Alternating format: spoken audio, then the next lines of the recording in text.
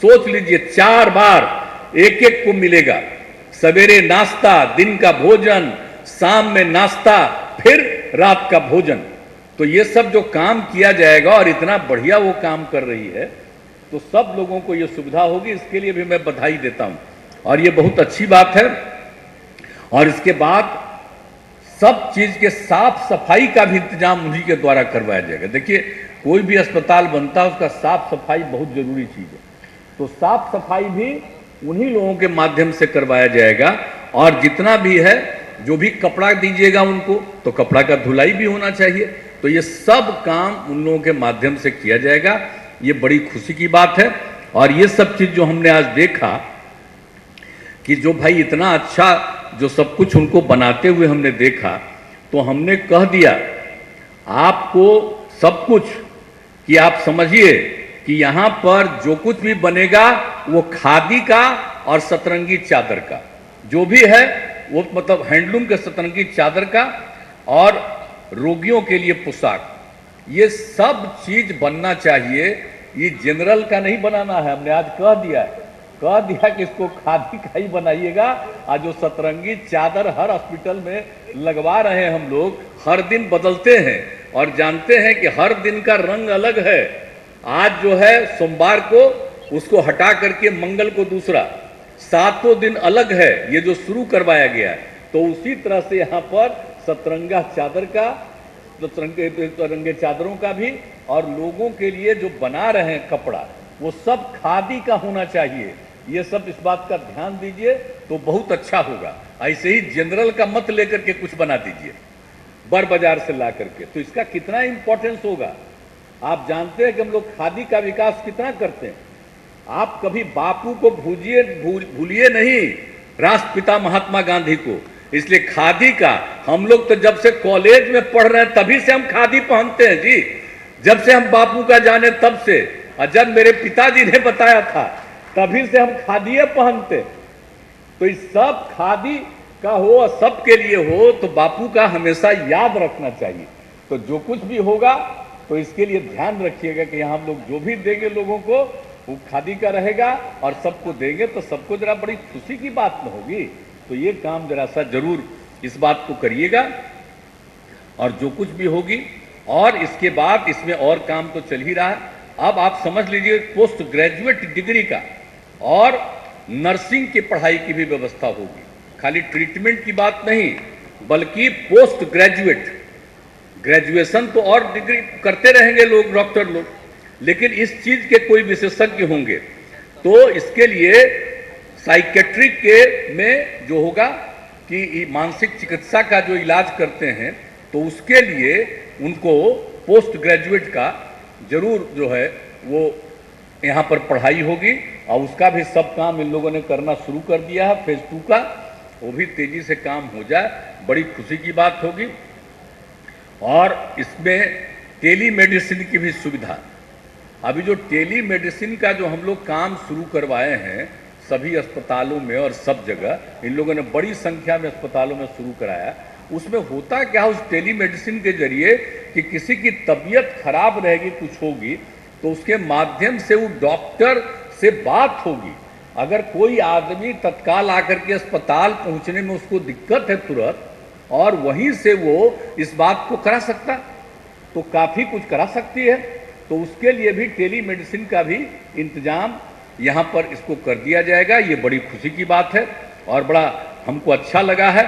और बाकी तो भाई अभी हमारे बता दिए आप सब लोगों को, माननीय उप मुख्यमंत्री जी ने भी सारी बात कर दिया कि एक एक चीज जो हम लोग कर रहे हैं, और इसके लिए जितने लोगों के बहाली की जरूरत है, चाहे वो सिर्फ डॉक्टर हों और दूसरे लोग हों, सब लोगों को अधिक से अधिक पूरी बहाली करके, और हम लोग खूब अच्छे ढंग से और अच्छा जितना ज़्यादा भी उसका एक्सपेंशन करना है। तो आप तो सब जान ही रहे हैं ना, हम लोग कर रहे हैं, एक्सपेंशन भी कर रहे हैं। तो उन सब चीज़ों के लिए सभी अस्पतालों में इन सब चीज़ों को देखा जाएगा। आप सबको मालूम है कि कितना ज़्यादा हो रहा है पूरे सब जगह पर। आप जानते हैं प्राइमरी हेल्थ सेंटर में हम लोगों ने ये तय कर दिया है कि 6 बेड की जगह पर 30 बेड होना चाहिए। तो उसके लिए प्राइमरी हेल्थ सेंटर में भी उसके लिए भी काम तेजी से लोग कर रहे हैं। हम तो यही चाहते हैं कि और तेजी से काम हो जाए ताकि प्राइमरी हेल्थ सेंटर में भी लोग तेजी से इस काम इलाज करा सकते हैं। तो पूरे 434 पीएचसी में काम करना है और लगभग 261 का निर्माण कार्य पूर्ण हो गया है और 15 पर निर्माण कार्य जारी है और 117 निविदा प्रक्रिया में है। शेष 41 को शीघ्र ही स्वीकृति दी जाएगी। तो ये करके हम लोग एक एक काम जो करना चाहते हैं। और बड़े बड़े अस्पतालों में कितना काम हो रहा है आप सबको तो मालूम ही है। पहले तो कहाँ मिलता था, देश के किसी राज्य में मिलता उलता नहीं था। लोग आते थे इलाज के लिए अस्पताल में, उनको ट्रीटमेंट के लिए दवाई नहीं मिलती थी। हम लोगों ने दवा देने का काम शुरू किया और अभी से हम यही आग्रह करते हैं कि भाई इस बात पर ध्यान देना चाहिए कि दवा का इंतजाम तो सरकार करना चाहती है, लेकिन दवा जो है वो निश्चित रूप से अस्पतालों में रहना चाहिए। कभी कभी होता क्या है कि हम पहले भी कभी गए तो हम पूछे हैं तो दवा का तो इंतजाम है लेकिन लोगों को बाहर से दवा लाना पड़ता है। तो जरा ध्यान रखिए पूरे तौर पर। आप तो उप मुख्यमंत्री जी भी है, सब जगह देखने लगे हैं। इस बात को भी देखिएगा कि कोई आदमी को बाहर से दवाई लाना पड़ रहा है कि हम लोग जो दवाई का इंतजाम किए हुए हैं यहाँ से सब लोग उस अस्पताल में दवाई दे रहे हैं। ये बात का जरूर हम लोगों को पूरे तौर पर कि इंतजाम तो कर दिया लेकिन कभी कभी ठीक ढंग से लोग काम नहीं करते, तो इस बात को जरूर देखिएगा। तो ये सब काम जरूर करिएगा और हमको लगता है कि और ज़्यादा इस काम को बेहतर ढंग से ये सब चीज़ होगा और हर तरह से सब तरह की सुविधा दी जा रही है। तो ये आप सब लोगों को मालूम है और कितने जगहों पर, कई जगहों पर सब काम किया जा रहा है हर तरह से। तो पूरे तौर पर हुआ है और पटना में तो आप जानते ही हैं, हड्डी के लिए पटना के राजवंशी नगर अस्पताल, आँख के लिए राजेंद्र नगर हॉस्पिटल, लेकिन एक जो बन गया है न्यू गार्डिनर रोड अस्पताल पटना में डायबिटीज़ के लिए।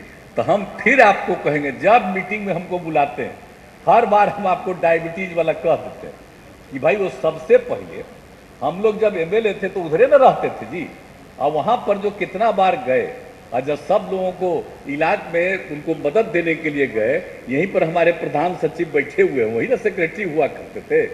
तब तय हुआ एक जगह खाली नहीं हो रहा भाई, काहे दिक्कत कर रहा है, उसको एकदम करिए, वो तो बड़ा पुराना जगह है, वहाँ पर तेजी से उस काम को करवा लीजिए ताकि कम से कम सब तरह का ट्रीटमेंट, और अलग अलग तो हम लोग करवा ही रहे हैं।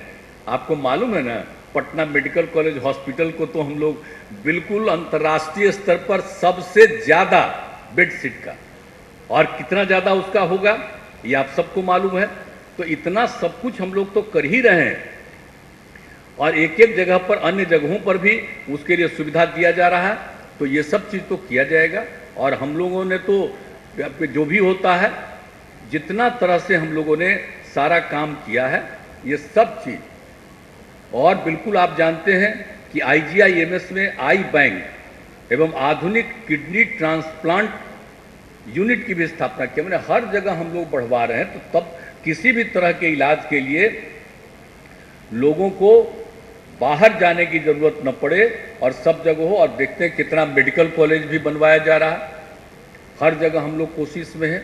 मेडिकल कॉलेज अगर आगे हम लोगों को होगा, जितना बन रहा है बना दीजिए। अब बनने के बाद अगर जरूरत पड़े तो हम लोग काहे नहीं जिला जिला में मेडिकल कॉलेज बनवा देंगे, क्या दिक्कत है। अभी तो जिला जिला में हम लोग बनवा रहे हैं इंजीनियरिंग कॉलेज।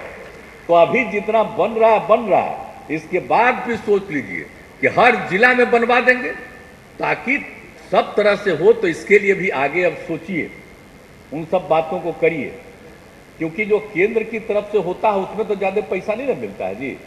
8 गो तो कहा कि केंद्र सरकार हॉस्पिटल बनवावेगी, तो उसमें कितना पैसा मिलता है, 150 करोड़ से लेकर के 180 करोड़ तक ना। हम लोगों को तो जमीनवा खरीदना ही पड़ता है, उसके लिए अस्पतालवा में 350 करोड़ से भी ज़्यादा लगता है राज्य सरकार का है। हाँ, आप सोच लीजिए। और कहा जाएगा कि ये केंद्र सरकार का अस्पताल है, तो क्या जरूरत है केंद्र सरकार का अस्पताल, राज्य सरकार का अस्पताल हर जगह खुलवा दीजिए। ये 150 180 करोड़ से क्या फायदा है, जब 1000 करोड़ तक, 800 करोड़ 700 करोड़ रुपया तक का खर्चा करना है तो क्या जरूरत है।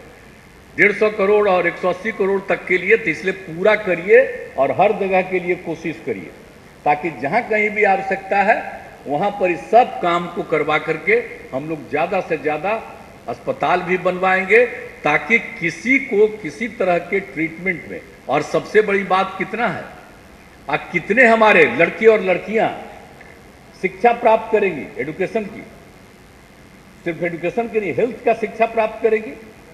तो नर्सिंग के लिए एक एक चीज का, और नर्सिंग के लिए भी हम लोग बनवा रहे हैं हर जगह। तो उस तरह से सबको पढ़ने का मौका मिलेगा, और पढ़ने के बाद लोगों को काम करने का मौका मिलेगा। जब इतने लोगों को पढ़वा रहे हैं तो फिर जब अस्पताल बनवा दीजिएगा सब जगह, तो सब जगह डॉक्टर लोग इस काम तो कर सकते हैं ना। तो इसीलिए हम लोगों को चाहिए कि अधिक से अधिक लोगों को अवसर मिले, और हम लोग तो बाकी सब काम के लिए करते ही रहते हैं, किसी भी चीज में काम। और एक एक चीज, एक ही बात का ख्याल रखना है कि हम लोगों को हर हालत में मेंटेनेंस का काम करना है, और इसको लेकर के जो हम लोगों ने पहले से जो काम किया है और 7 निश्चय 2 में भी जो काम तय किया है, उसके अंतर्गत जितना भी काम है उस काम को आगे बढ़ाया जाएगा, और तेजी से हर किन्हीं का ट्रीटमेंट हो और खूब अच्छे ढंग से ट्रीटमेंट हो, इसके लिए हम लोगों को पूरा तौर पर प्रयास करना चाहिए। तो आज के इस अवसर पर आप लोगों ने मौका दिया, मुझे बड़ी खुशी हुई कि आज इसका हो गया, और अब कितना बढ़िया ढंग से लोग का ट्रीटमेंट यहाँ पर होगा। और इन सब चीज़ों को ठीक ढंग से प्रचारित प्रसारित करिए, ताकि सब लोगों को मालूम रहे कि यहाँ पर ऐसा बढ़िया ट्रीटमेंट हो रहा, सब लोग आएंगे और अपना इलाज कराएंगे। इसलिए इन्हीं शब्दों के साथ आप सब लोगों ने बहुत अच्छा काम किया है, और भी आगे बहुत काम कर रहे हैं, और भी तेजी से काम हो जाए, यही हम लोगों की अपेक्षा है।